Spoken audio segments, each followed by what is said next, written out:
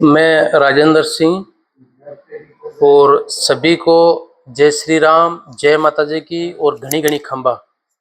तो सभी मैं मेरे देशवासियों से मैं मेरा विचार रखना चाह रहा हूँ कि हम जैसे अपने मतलब पंचायत के अंदर जो सरपंच बनाते हैं, वो सरपंच हमको एकदम मतलब ऐसा सरपंच होना चाहिए जो योग्य हो और अच्छा लीडर हो और जो जातिवाद ना फैलाए और जात की बात ना करे। जैसे नरेंद्र मोदी जी बोल रहे हैं, सबका साथ सबका विकास, हर कैंडिडेट की यही भावना होनी चाहिए। और अभी अपने देश में क्या चल रहा है, जातिवाद का बढ़ावा ज़्यादा चल रहे हैं, वोटिंग लेने का चक्कर रहता है, हर आदमी एक दूसरे को भिड़ाते हैं। अपने जब उस टाइम अंग्रेज़ों का शासन था तो अंग्रेज़ों का यही नारा था कि फूट डालो राज करो। और आज ही अपने देश में वही बात चल रही है कि फूट डालो राज करो। अब आप हम खुद को सोचना चाहिए कि अपने देश के अंदर देश के अंदर जातिवाद में सबको बांटे हुए हैं।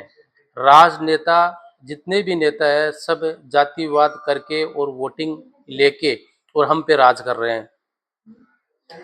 और अभी जैसे हम देखते हैं कि हिंदू भाइयों को एक रास्ता पकड़ा दिया कि भाई जो मतलब उस जाति को वोट नहीं देने का, उसके साथ में नहीं रहने का, उसने हमारे साथ ऐसा किया, उसने हमारे साथ ऐसा किया। तो मैं सभी मेरे हिंदू भाइयों से निवेदन करता हूँ कि ये अपने मन में जातिवाद नहीं रखे। हम सब एक हिंदू है और हम हिंदू ही रहेंगे।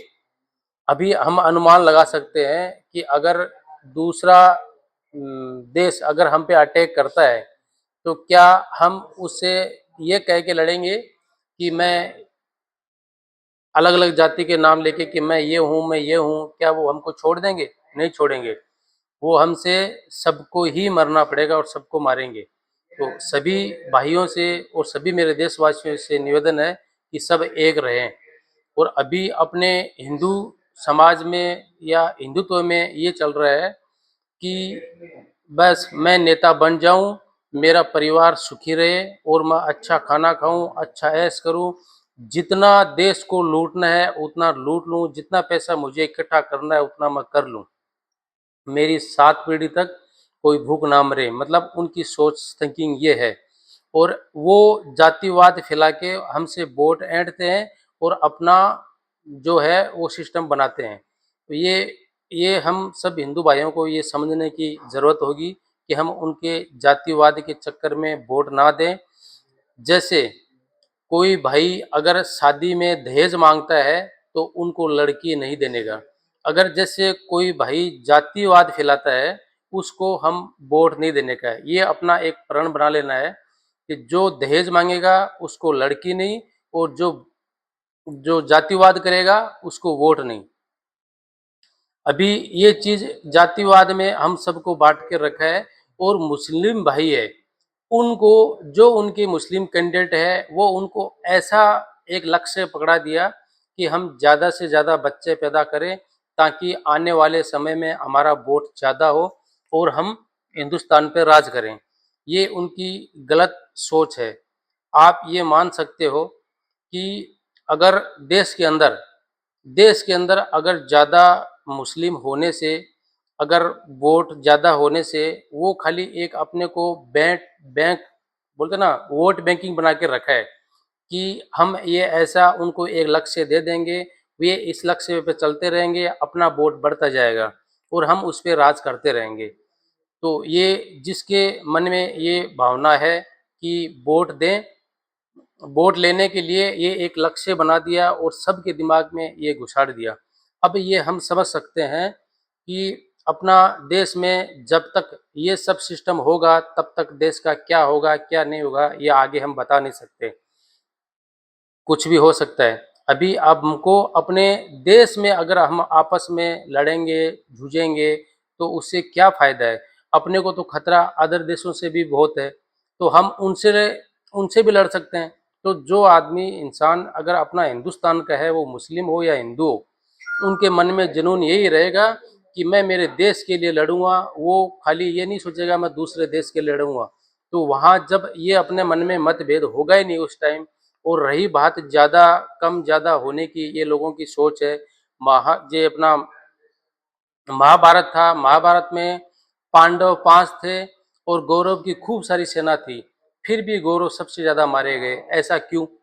जब अपना इतिहास में ऐसा सिस्टम नहीं है, तो हम ये भ्रम में क्यों जी रहे हैं कि हमको अगर ज़्यादा रहेंगे हैं तो हम ऐसा कर लेंगे, ऐसा कर लेंगे, वो कर लेंगे। और रही बात ये कि सबसे बड़ी इंसानियत की है, इंसान को ही समझना चाहिए।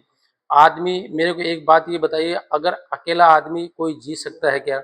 अगर मैं हूँ, मुझे चारों तरफ मेरे पैसे दे दे, चारों तरफ मुझे दुनिया भर का पावर दे दे, तो क्या जब पब्लिक ही नहीं रहेगी, आदमी नहीं रहेंगे, तो क्या मैं अकेला खुश रह सकता हूँ?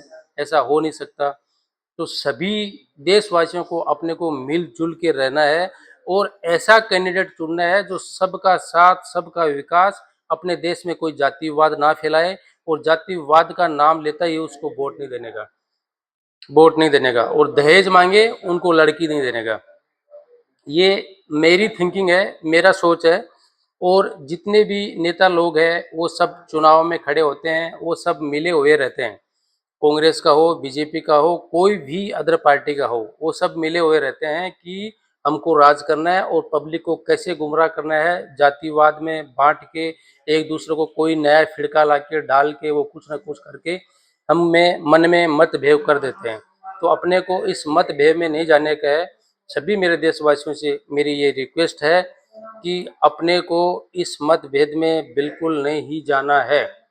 आप ये सोच सोच के देख सकते हो, जैसे अभी हम लोग अपने देश में ये भी चल रहा है जातिवाद, कि हमने उसने ये शोषण किया था, उसने ये किया था, उसने ये किया था। आप मेरे को ये बताओ, अभी जब अपना देश का कोई भी मुख्यमंत्री रहता है, तो वो क्या किसी जाति पे अलग से उस पे गलत टिप्पणी या गलत विशेषण, या वो उसका गलत फायदा कुछ उठा रहा है?